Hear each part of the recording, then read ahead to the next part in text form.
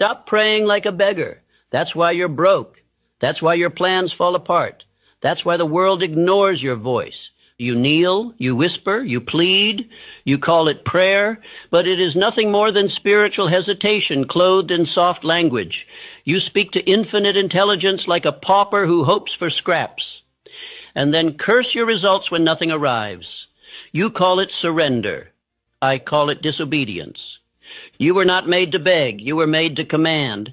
You were not placed on this earth to mutter wishes and wait. You were not born to collapse in crisis and then look toward the sky hoping a miracle rescues you from the results of your own indecision. That is not how wealth is born. That is not how faith works. That is not prayer. That is drift. There is a law more ancient than any ritual. A law more powerful than any institution, a law that does not care how long you've suffered, a law that does not respond to tears, apologies, or your past mistakes. It answers one thing only: spiritual authority. This law asks you every day, do you think in order? Do you speak in command? Do you pray as one who believes the universe must move when you do? Because if your answer is no, if you pray like a beggar, think like a doubter, and move like a man still seeking permission, you will attract nothing but confusion. You will build nothing but delays, and you will receive exactly what you expect: silence.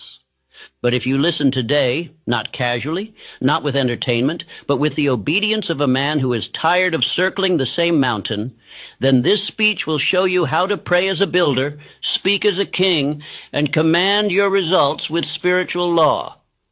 You will learn how to approach infinite intelligence not as a beggar, but as a partner. You will learn how to write your definite chief aim like a spiritual decree, how to speak it aloud until your subconscious obeys, how to visualize your prayer as already complete, and how to act in such alignment with law that the world can do nothing but respond.